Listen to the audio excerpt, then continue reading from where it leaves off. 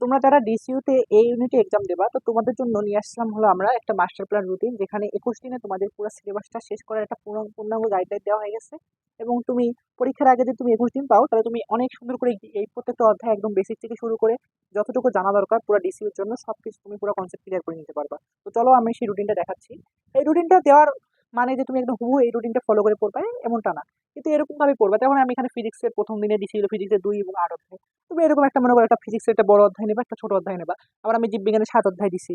কারণ তোমার মন চাই তুমি যে অধ্যায় তুমি পড়তে চাও সেভাবে পড়তে মানে পড়বা, কিন্তু এরকম একটা সিকোয়েন্সে তুমি পড়বা যাতে তোমার 21 দিনের মধ্যে মানে 3 সপ্তাহের মধ্যে তোমার পুরো ফুল সিলেবাসটা যাতে মানে তোমার যেটা শর্ট সিলেবাস বলো মানে যেটা আছে যেটা মানে তোমাদের 25 ব্যাচের জন্য বা 24 ব্যাচের জন্য সেটা যাতে তোমার পুরো ফুল শেষ হয়ে যায়। তো দেখো আমি কি দিছি, যে ডে ওয়ানে তুমি কি পড়বা, পদার্থবিজ্ঞান 2 অধ্যায় 8 অধ্যায় এবং জীববিজ্ঞান প্রথম পত্রের 7 অধ্যায়। এখন তোমরা অনেকে বলো ভাইয়া আমি যে পড়তেছি পড়ার ইম্প্রুভমেন্ট কি। এখন আমরা তোমাদেরকে একদম ফ্রিতে এক্সাম দিচ্ছি। ধরো মনে করো তোমার এই যে রুটিনের ডে ওয়ানে, এই ডে ওয়ান তুমি মানে কমপ্লিট করলে তোমাদেরকে আমি এক্সাম দেবো এই অধ্যায়ের উপরে।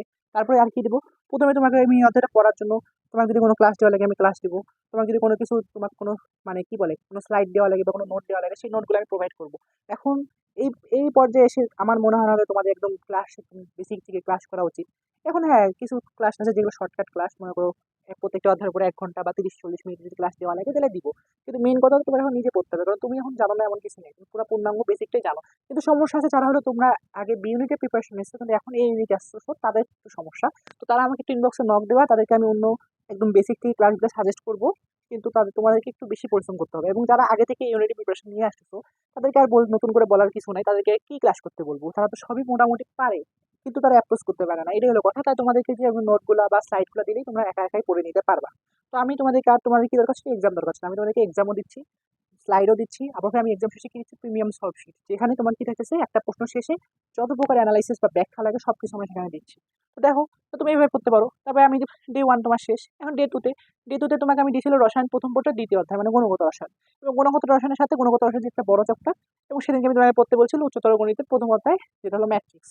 এইভাবে দেখো আমি প্রতিটা সিকোয়েন্স অনুযায়ী সাজাইছি। দেখো জীববিজ্ঞানের 3য় অধ্যায়, এখানে তুমি ডে 3-তে তুমি কি পড়বা, জীববিজ্ঞানে 1, 2, 4 অধ্যায় এবং রসায়নের 5 অধ্যায়। রসায়নের 5 অধ্যায় তো খুব সহজ অধ্যায়, কর্মমুখী রসায়ন, ওটা ছোট অধ্যায়, তাই জন্য আমি এখানে যে বড় বড় অধ্যায়ের সাথে আমি ওটা রেখে দিচ্ছি। সেম ভাবে ডে 4ও আমি এইভাবে সিকোয়েন্সটা করতেছি। এবং তুমি একদিনে সব সাবজেক্ট পড়বে এমনটা না, আবার একদিনে তুমি একটা সাবজেক্ট পড়বে এমনটাও না, তুমি একদিনে 2টা করে সাবজেক্ট পড়ো। যেমন পদার্থবিজ্ঞান তুমি মনে করো এই 4-5 অধ্যায়, প্রথম মানে প্রথম পত্রে 4-5 অধ্যায়, এই 4-5 অধ্যায় প্রচুর ম্যাথমেটিক্যাল প্রবলেমগুলো আছে। তো আমি কি করছি, তার সাথে আমি একটা জীববিজ্ঞান তোমাকে দিয়েছি, তাহলে তুমি সেখানে পড়ার গ্যাপে গ্যাপে তুমি জীববিজ্ঞান 8 অধ্যায়টা পড়তে পারো, যেখানে তোমার কি হবে যে তোমার মাথাটা রিল্যাক্স হবে, কারণ জীববিজ্ঞান 8 অধ্যায় এটা প্রথম পর্যন্ত অনেক মুখস্থ জিনিস আছে, তাই না? তো এই জিনিসগুলো একটু রিল্যাক্সের জন্য আমি তোমাকে দিচ্ছি, যাতে তোমার পড়াটা ইজি হয়। তবে দেখো আমি রসায়নের প্রথম পত্র ডে 5-এ দিয়েছিল 3 অধ্যায়, যেটা মনে করো অনেক জটিল টাইপের অধ্যায়, তোমার কাছে অনেকের কাছে কঠিন লাগে। এবং সেদিনকে আমি দিয়েছিলাম আবার জীববিজ্ঞান 9 এবং 11 অধ্যায়। আবার উচ্চতর গণিতের 3-4 অধ্যায় দিছি। এবং পদার্থবিজ্ঞানের 7 অধ্যায়টা কেন এখানে দিছি, কারণ পদার্থবিজ্ঞানের 7 অধ্যায়টা অনেক সহজ অধ্যায়, ছোট অধ্যায়। তো এইভাবে আমি সিকোয়েন্স করে দিছি। এখন তোমার কাছে যদি মনে হয় যে তুমি আরো অন্য কোনো দিনে পড়বা, তুমি পড়বা। দেখো এভাবে 8 মানে ডে 8 ডে 9। এখন আমি আরেকটা জিনিস দেখাই যে ডে 10 ডে 12-এ আমি দেখো পুরা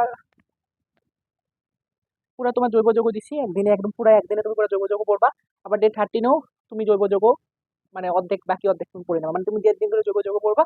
এবং তারপর তুমি হলো জীববিজ্ঞানের 3 এবং 11 অধ্যায় পড়বা, এগুলো 2য় পত্রে। এবং তারপরে আমি দেখো যে তোমাদের হলো এখানে একটা পদার্থবিজ্ঞানে দেখো যে উচ্চতর গণিত অন্তরীকরণের সাথে অন্তরীকরণের দিছি 9 অধ্যায়, এবং তার সাথে ফিজিক্সের 9 অধ্যায়টা দিছি। ফিজিক্সের 9 অধ্যায়টা কিন্তু সহজ অধ্যায়, নিউক্লিয়ার পদার্থবিজ্ঞান, তাই ওটা দিয়ে দিছি। তারপর তুমি দেখো যে উচ্চতর গণিতের যৌগজীকরণ দিছি 10 অধ্যায়, এবং জীববিজ্ঞান 2য় পত্রে 7 অধ্যায়টা দিছি, বুঝছো? তো এখানে 7 অধ্যায়টা তোমরা পড়ে নিও।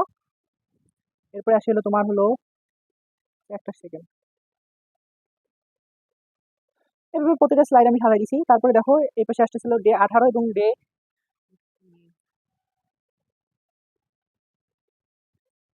তো আমি পুরা রুটিনটা তোমাদেরকে পুরা দিয়ে দেবো, জাস্ট একটু।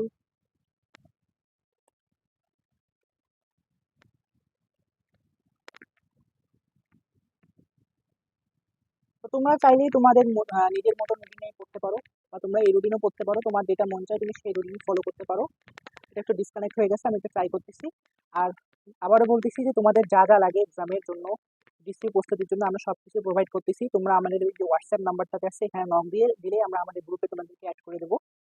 আর বড় কথা হচ্ছে যে এক্সামগুলো একটু ভালো করে সিরিয়াসনেস দিয়ে দিও। তুমি যদি মনে করো এই যে 7-8টা দিন মানে সরি এই যে 21টা দিন যদি ভালো করে পড়তে পারো প্রতিদিন, তুমি যদি ভাবো যে তোমার এটা শেষ সময়, তোমাকে এখন পড়তে হবে, তাহলে তুমি ভালো কিছু করতে পারবে। কারণ তুমি যদি ভাবো দৌড় এতগুলা পরীক্ষা দিচ্ছি কোথাও টিকি না, এটা না পড়ে পরীক্ষা দেবো, তাহলে এটা তো টিকবে না, এটাই বাস্তবতা। তাই তোমাকে এই 21টা দিন তুমি যদি ডিস্ট্রিক্টে সত্যি পড়তে চাও, তাহলে 21টা দিন ফাইট দিতে হবে। আর এবার ডিস্ট্রিক্টে কিন্তু কম্পিটিশন বেশি হবে, কারণ এবার সবাই এক্সাম দেবে। আগে কিন্তু সবাই দিত না, সাত কলেজ যখন ছিল তখন যারা ঢাকার স্থানীয়রা বা ঢাকায় যারা থাকে বা ঢাকায় যারা থাকতে চায় তারা এক্সাম দিত। এখন গ্রামের প্রত্যন্ত অঞ্চলের ছেলেটা এখন ডিস্ট্রিক্টে এক্সাম দেবে, এটাই হলো বাস্তবতা। তো দেখো, ডে 18তে আমি কি ছিলাম, 2-3 অধ্যায় দিয়েছিলাম এবং 8-9 অধ্যায় ছিলাম। কারণ এখানে লিখেছে টুকটাক ফুল সিলেবাস পড়তে, আবার এখানে লিখেছে টুকটাক ফুল সিলেবাস পড়তে। উচ্চতর গণিতের টুকটাক full syllabus first class second গণিত কি কি আছে? ওই 9 অধ্যায় আছে, মানে 8 অধ্যায় আছে, যেটা হলো ফাংশনের অধ্যায়টা, যেখান থেকে ডোমেনিয়াসটা আসে, তো বা তোমার সম্ভাবনা থেকে কিছু আসে, বা তোমার তারপর আর কি আছে এখান থেকে, যে এক্সপোজিত পদ, যেটা দ্বিপদী বিস্তৃতি থেকে, ওই টাইপের কয়েকটা জিনিস খালি পড়বে 2-3 ঘন্টার মধ্যে, বেশি লাগবে না। আবার ফিজিক্সের টুকটাক ফল, মানে এই যে তরঙ্গ অধ্যায়টা আছে না, তরঙ্গ অধ্যায়, বা তারপরে যে তোমাদের আরেকটা যেটা অধ্যায় আছে হলো তড়িৎ আবেশ ধর্ম না কি যেটা আছে না, ওই যে কয়টা অধ্যায় যেটা তুমি জানো ভালো করে, এগুলো পড়লে পড়বা, না পড়লেও সমস্যা নেই, এটাই। তো এই অ্যানালাইসিসটা দেখে তোমরা আশা করি তোমরা ভালো করে পড়বা এবং তোমার মতন করে তুমি অধ্যায়গুলো নিতে পারো। তো সবাইকে ধন্যবাদ, সবাই ভালো থাকো, সুস্থ থাকো, আসসালামু আলাইকুম।